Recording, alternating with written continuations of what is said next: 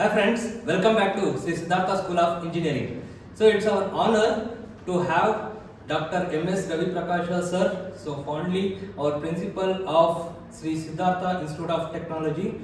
So we are happy to host you sir, welcome to the show. Thank you. We can call him as a circuit man. The reason is he done his B from Malad College in electrical engineering. Am I right sir? Like M.Tech from IIT Madras, that is also in electrical engineering, and Ph.D in electrical engineering from IIT Madras. So we can call him circuit man. Fondly we can call him as circuit man. And right now he is a very visionary leader, very inspiring person, and like done lot of things for Siddhartha Group. So like we are happy to host sir in our show. Sir, my first question is like we're gonna keep it very formal. We always used to say that ನಮ್ಮ ಕಾಲದಲ್ಲಿ engineering ತುಂಬಾ ಚೆನ್ನಾಗಿತ್ತು, ಈಗ ಚೆನ್ನಾಗಿಲ್ಲ. What is your say on that, sir? It all depends on how you take yourself, look at what is education. Days have changed, things have changed, obviously people have changed. The expectations have been changing quite often. So obviously therefore such comments are always there. This is what is referred as generation gap. Generation gap is ought to be there. The way in which we used to look at education, look at our students when I was commencing my career as a teacher, and how we look at people today and how students expect faculty to be nowadays is quite different. Obviously that's because of the circumstantial influences. That is one part. The other part is that I for example am a person who used to love teaching, first of all. I consider myself as a teacher by choice and not by chance. I used to take classes even when I was in PU classes for SSIT students. And when I was doing engineering, I used to teach my PU students. So I used to teach even during my student days. So I came to teaching, and of course many options were there, but still I continued. And that made me to get seats in eminent elite institutions like IITs. So I went for M.Tech and Ph.D in IIT Madras and completed my education quite early. Somewhere in 1994 I got my Ph.D completed. So long back. And served for about 37 years at Malad College of Engineering, Hassan, as lecturer, assistant professor, vice principal, dean, in all positions almost. I could muster good support from my colleagues and management, very good experience. Somehow I should thank Dr. Parmeshwarji from Siddhartha Group, who identified me at that position. Without me even applying for a job, he called me here, gave me a chance to work here. So I became principal at Sri Siddhartha Institute of Technology 6 years back. I have completed already 6 years. I have complete satisfaction. But after coming over here, I have made it look better at least. Visibly, there is some improvement in the college in terms of both admission, number of courses that have started, financial conditions, student strength, intake has increased. All that we are able to do it with the support of all the faculty and staff and the management. From this point of view and the experience I have gained, I always feel that education is something which everybody has to take it to heart. It is a passion, whether it is teaching or learning. From the point of view of students, it is a passion.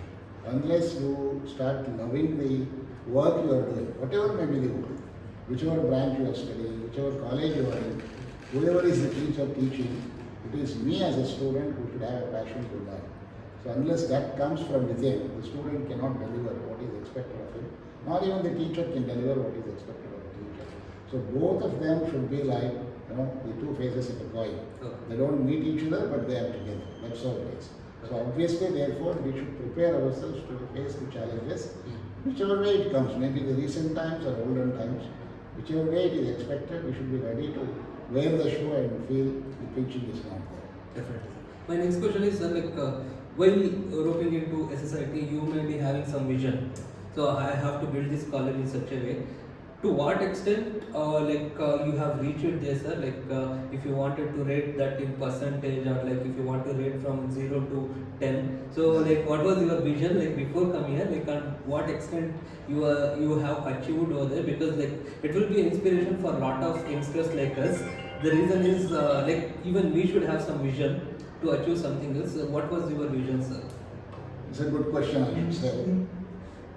When I was invited by our Honorable Secretary, I was given a chance to speak to him as to what I want if I have to come here, what should be the way in which the ambience should be.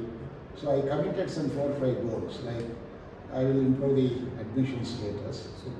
I will see that the intake is increased. It has been doubled for It has been doubled now. And I will look into the facts that the financial position is not really good. So this is directly proportional to the way in which you conduct.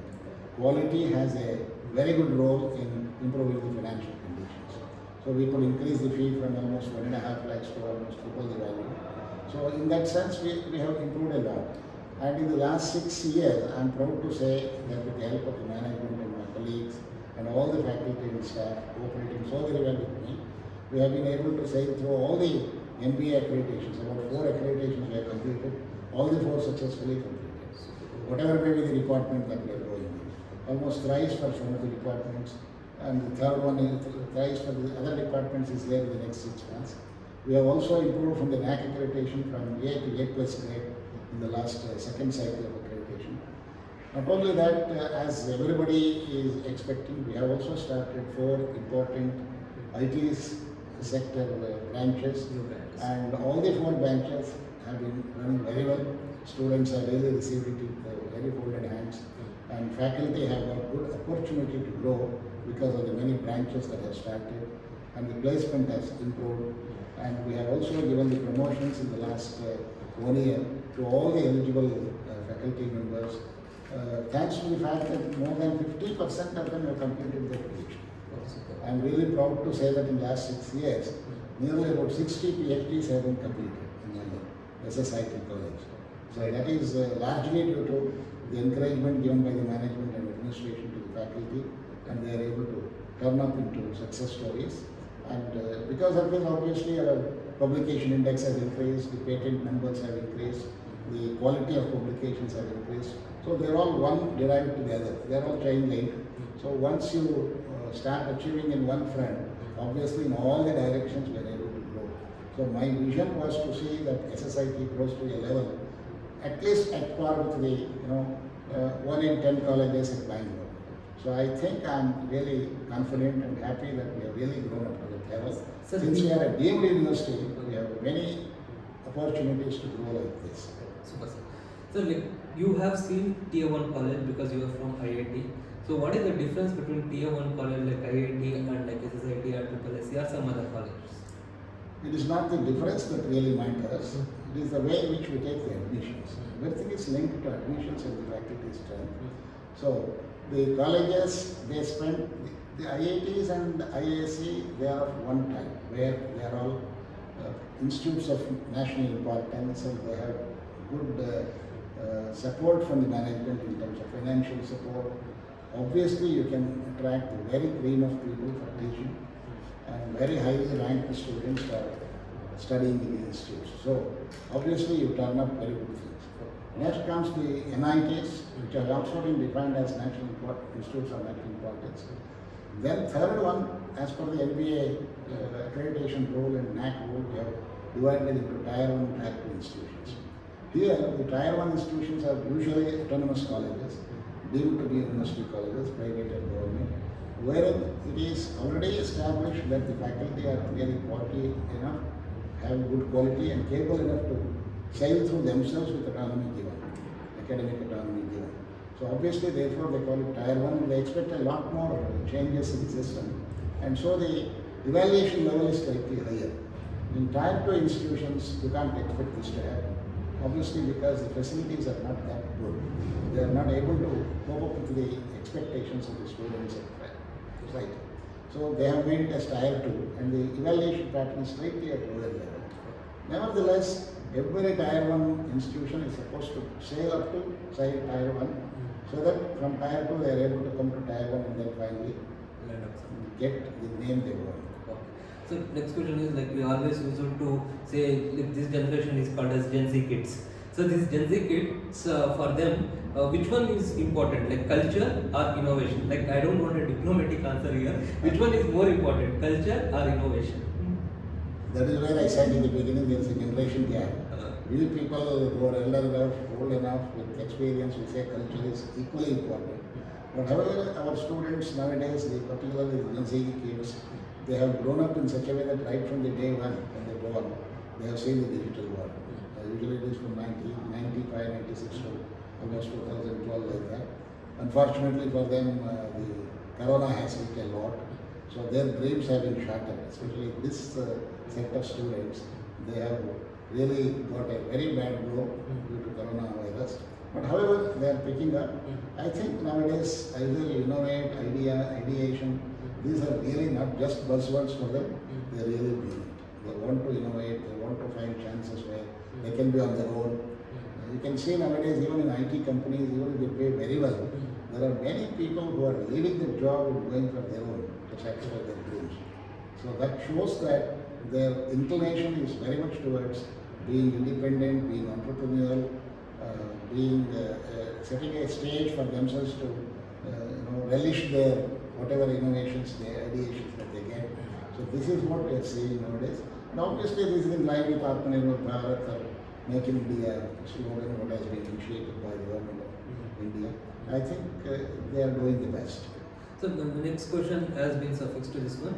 The thing is, like a lot of students like us, like will be in a dilemma when they are in final year, whether we are supposed to go for higher studies, whether we have to go for placement, whether we need to start the entrepreneurship journey.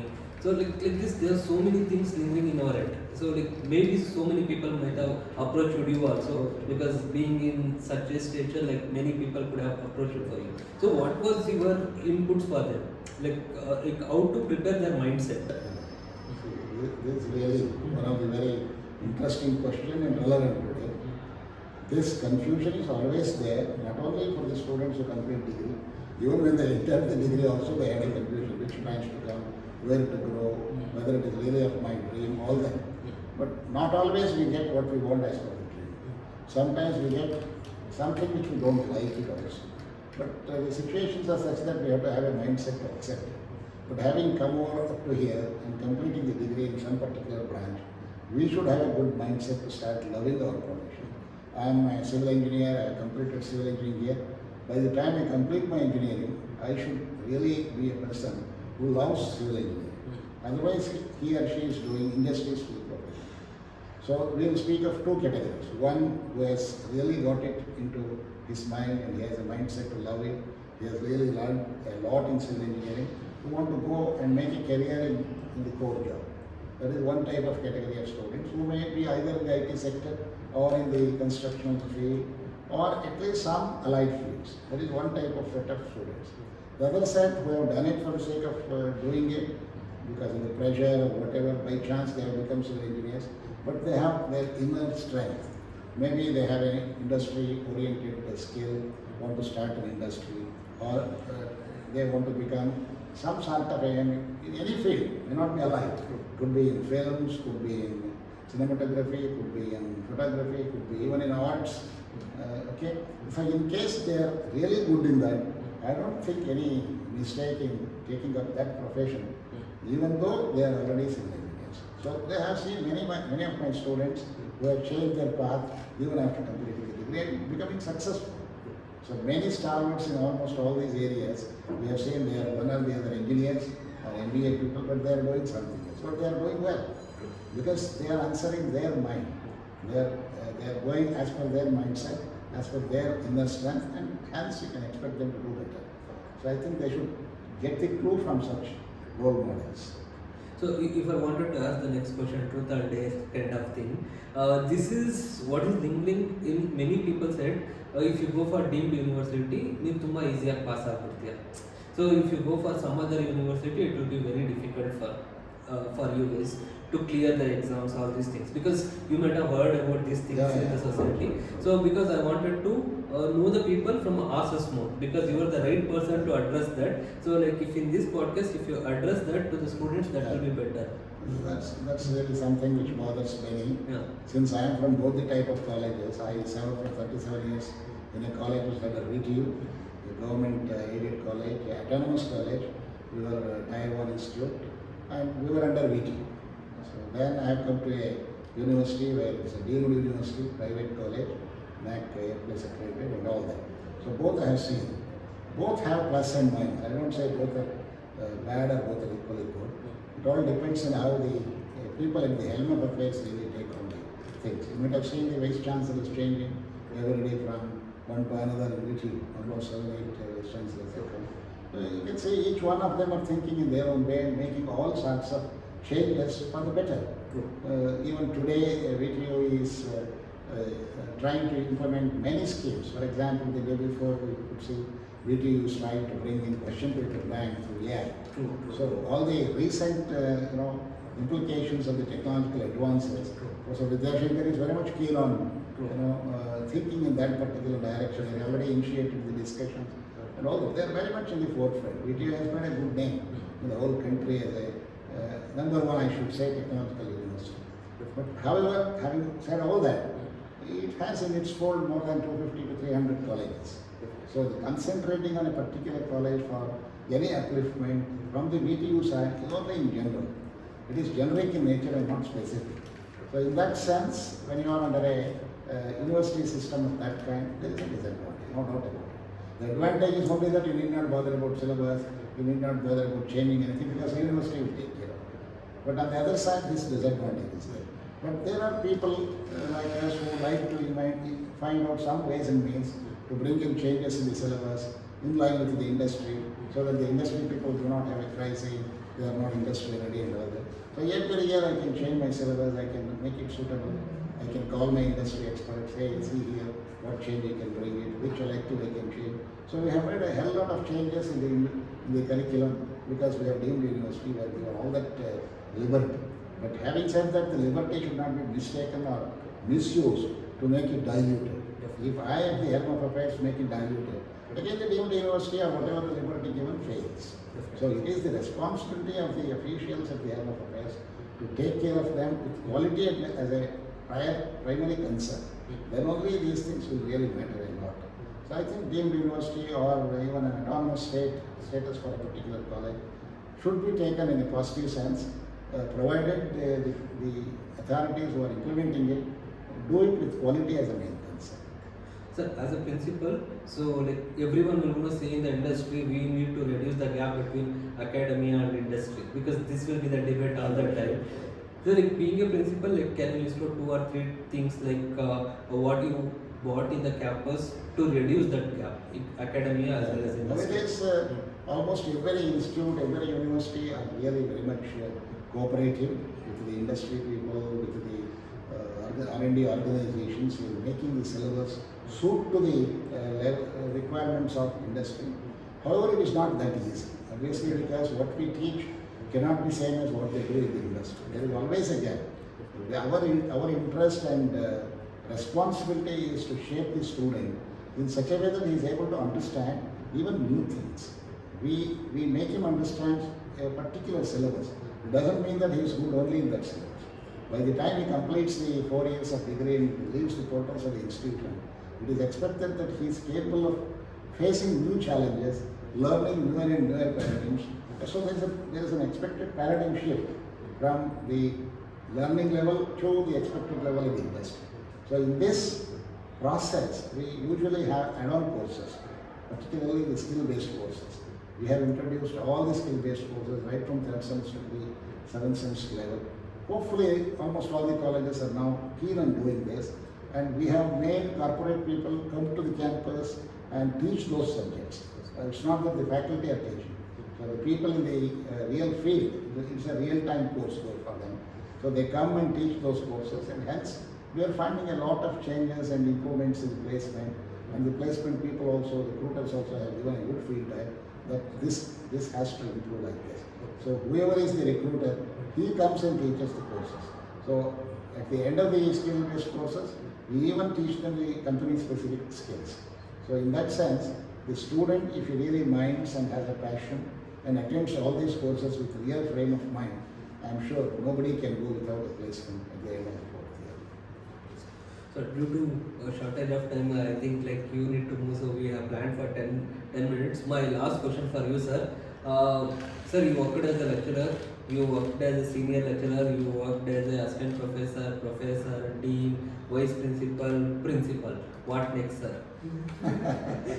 I've already reached the saturation point, although I'm interested in teaching till my lifetime, because it is a passion, I said. I became a teacher by choice, and I really love teaching even today. So whenever a chance comes to speak to the students, I think we become young. Our age is only a number. It's only the enthusiasm with which you are supposed to attach yourself to this profession. That's why it is called a noble profession. So this is the only profession where you are supposed to meet, about 60 students in a class. Obviously, a lot of other jobs. This is a service. A lot of ideals are expected from a teacher. So obviously, in this profession, having spent so many number of years of service, I'm sure I advise my younger friends who are good in studies, they should also prefer to be faculty in an engineering college, so that they can expect a lot more changes and a lot more contributions to the society. It is not that people should come to teaching as a last resort, which is happening nowadays, unfortunately. Maybe because of the salary being paid or whatever, but still it is necessary that the concern should give a thought to this, how to attract a good number of faculty with quality for the teaching profession. This is required nowadays. Hope it will have a time of its own to get this particular change to be realized.